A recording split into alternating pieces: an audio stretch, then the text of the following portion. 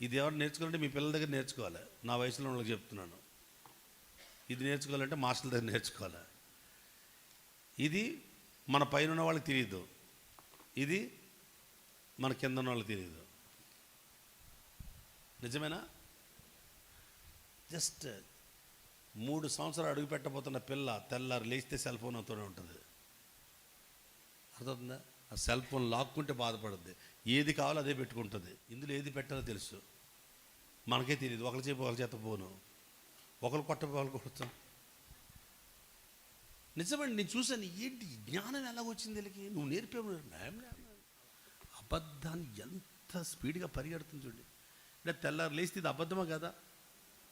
ఏమండి, games, cinema, ఈ మధ్య బాగా రీల్స్ మీద పడిపోయారు జనాలు.